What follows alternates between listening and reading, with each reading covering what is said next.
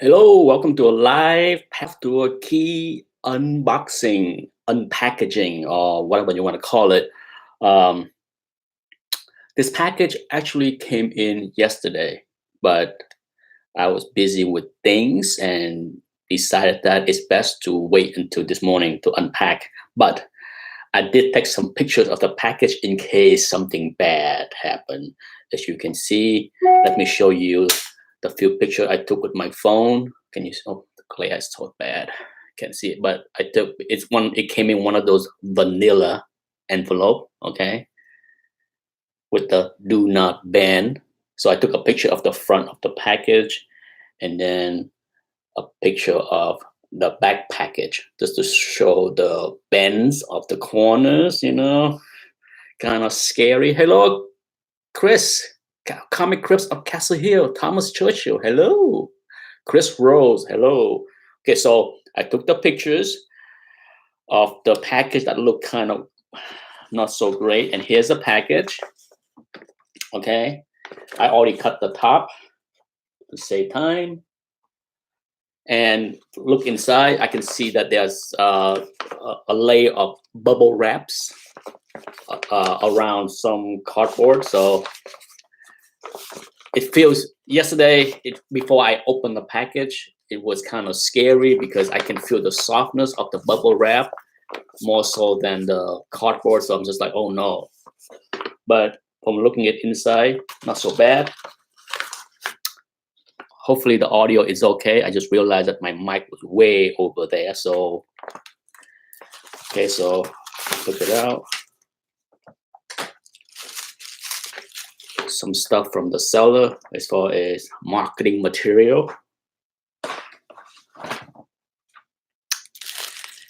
And then here you go. Here's a package. Let me pull up the small layer of bubble wraps.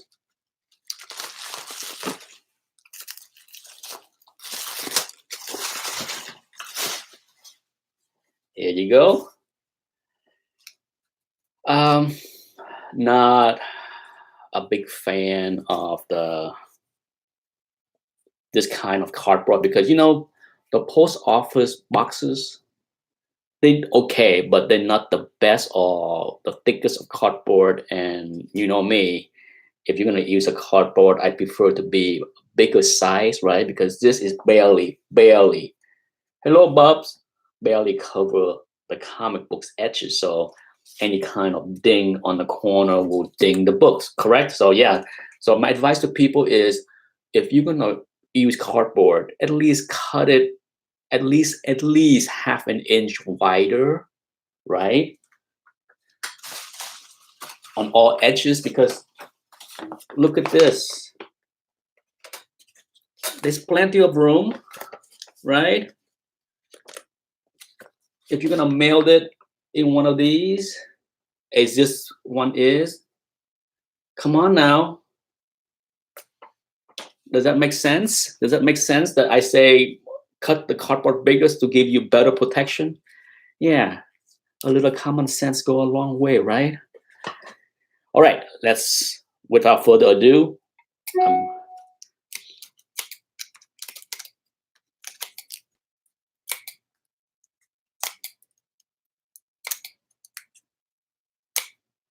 alrighty then. At least, from what I can tell, the corners, miracle, the corners of the cardboard was not damaged in the vanilla envelope. So that's a miracle. And here we go. Okay, here we go. Here's the book.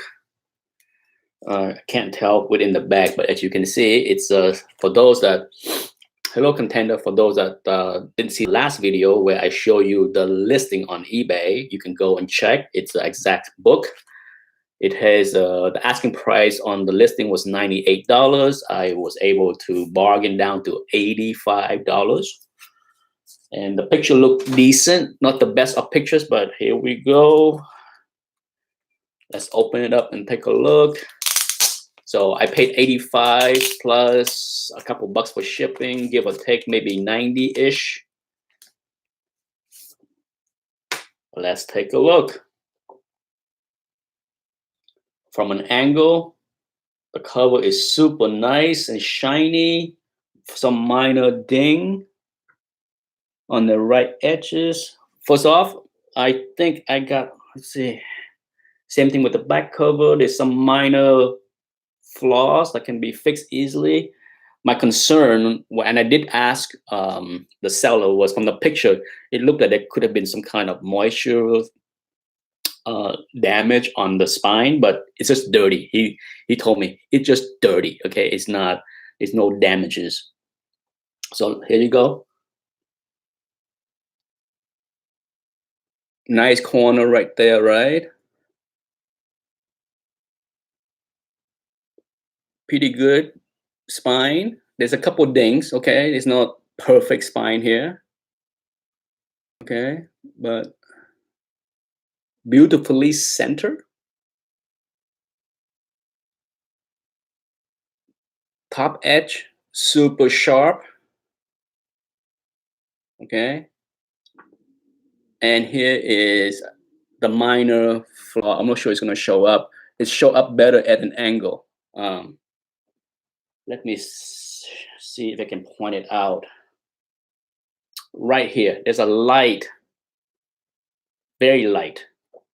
It's like a light bend, right? But it barely showing. There you go. See at the reflection of, you see the little bend right there. It's about 1 inch long of cover bend. If I hold it at an angle, you can see it better, barely. Okay, but it's like a little speck of color loss. Not bad. Here's a back cover, as you can see. Okay, you see that dirty back the spine. Okay, that's why if you look at the picture of the listing, it could have been like, water damage or moisture stain or whatever. It's hard. The picture was not very good, but as you can see, most of the dirts are on the spine. But look at the corner. Okay, pretty good looking, right? Is there any kind of there's a couple of dimple dents, things that easily can be fixed if needed, not a big deal.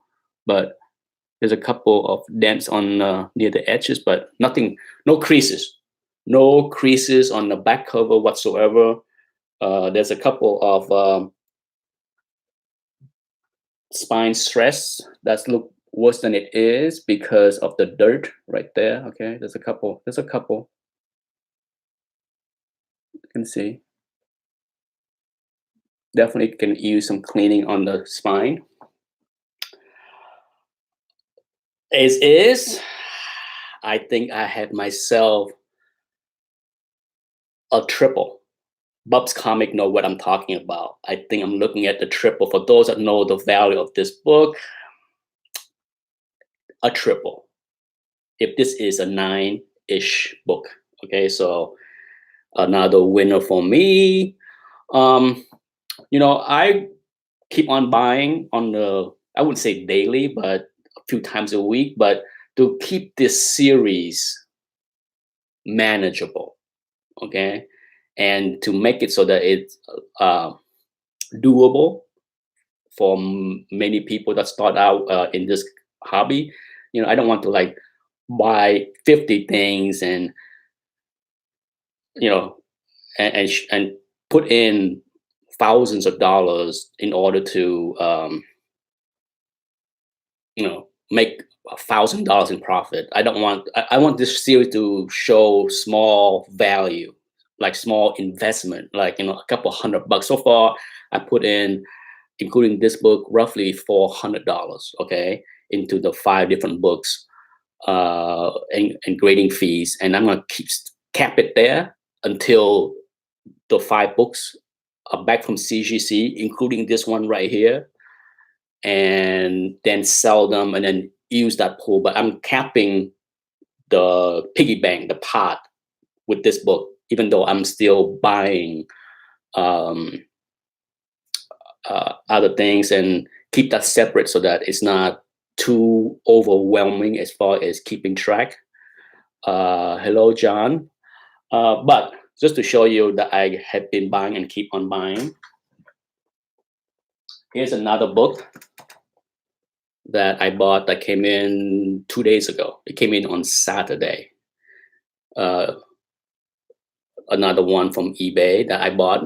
This is more so for my collection. You know, I have a Spider-Man 17 that I bought um, uh, from the Spider-Man collection, but that one have a little rust on the staple. Okay, so me and rusty staple. I'm not a big fan of that. So I've been looking for another copy to keep in my collection, even if the one with the rusty staple is higher grade than this one. So I saw this one. If you go on eBay, I don't know how to switch screen to show you, but I bought this for like $75. Okay. Is it a double? Yeah, not a big deal, but I'm not going to include this in this part. I just want to show it off that, yes, I'm still buying on a weekly basis, that I'm not going to include in this series.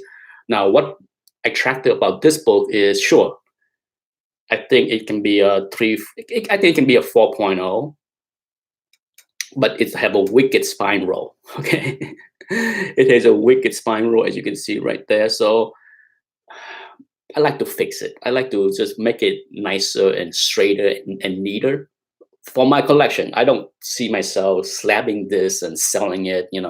I would rather keep this book for my collection after I clean it up and straighten out the spine roll, and then sell the higher grade copy with the slightly rusty staple. But that's going to be my plan. So yes, it's not included in the flipping path to a key, but as you can see, I find decent deals on eBay all the time. I won't keep this chat for very long. Hello.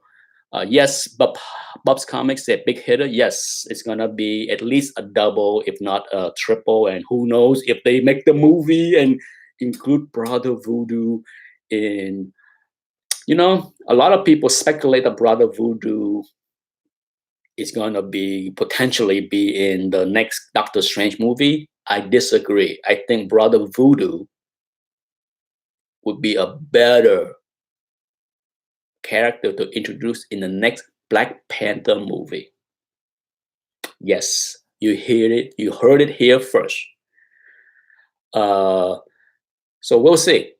But do I care? Nope. And that's back to what I talked about a few days ago, Sunday chat. Try to divorce your opinion and feelings about any of these characters. Do I care about Brother Voodoo? Hell no. Hello, Danny Chow. Go School. Hello, Glycine Airman. Have you been sending to CGC as fast track? No, I should have. For whatever reason, when I fill out the form, I just did them all as regular stuff. So it might take 2 months. Who knows? So because of that, I decided to not throw in more books into the pile, because it's just going to be way too much. It's not hard for me. It might be hard for viewers to keep track of what I bought, what I sell, what's in the pot, and and someday when the books came back and I sell them, then I will do a detailed accounting to show what I paid, what I sold, what I spent on slabbing, and what's the profit is, what's in the big pot. Someday, maybe 2 months down the road, when those books came back from CGC and I sold them. But until then, I will likely hold off on adding anything new to Path to a Key. Okay, there will be one more video. There will be a video of this book, the one I just bought, because it needs some cleaning and a little loving touch. This book, and then the previous book that I bought, Eternals 1. That one needs some loving touch as well. So once I got both book prep and ready to go to CGC, I will do one more video to show what they look like before and after. And then off to CGC they go. And then it will be a while. It might be another month or two before I do another path to a key videos, because I'm not going to add any more new purchase to this series. But that's my plan. Okay, I'm sure some people may disagree and say, keep on buying and showing. If the general consensus is that, then I might.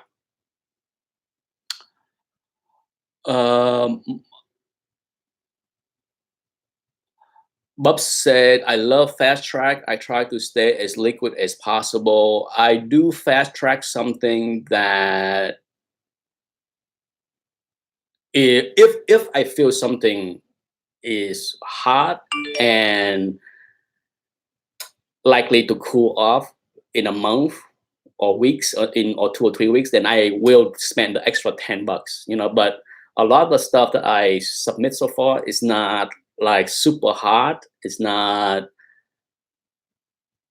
you know, Spider-Man 135, is that super hot? No, it's just a book that if it's a 9.0, it will sell fairly quickly for a good price. So for that, you know, absolutely, I agree with Bubs. Like, if you're in this to flip and be liquid, yes, the faster, save $10 is not the answer.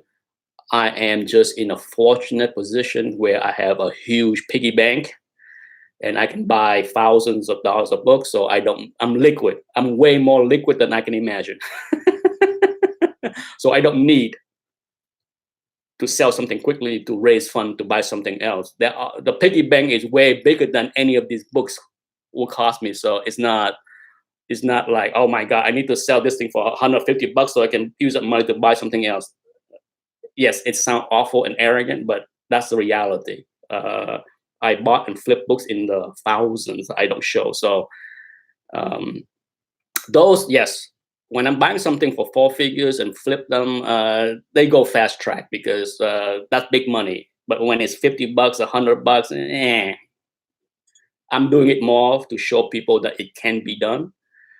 For those that wonder how to do it, but hopefully the series is helpful for people that never thought that it is possible to do this. Okay, because I have been on YouTube for 6 years and I have heard quite a few comment that, oh, ETA Nick said that you can make money selling and flipping comic books. Whatever. If you want to make money, invest in a stock, invest in some mutual funds. How about both? How about do both? Nobody said that you can't make money investing in the stock market. But then again, it'd be foolish for anyone to not understand the hobby to say something that foolish. That's it for me. Until the next video, like I said, it might be just one more path to a key until all the books came back from CGC. So it might be a big gap, like a month or two gap before you see another video on this series. And that's it. Thanks for watching. 20 minutes, long enough. Bye-bye.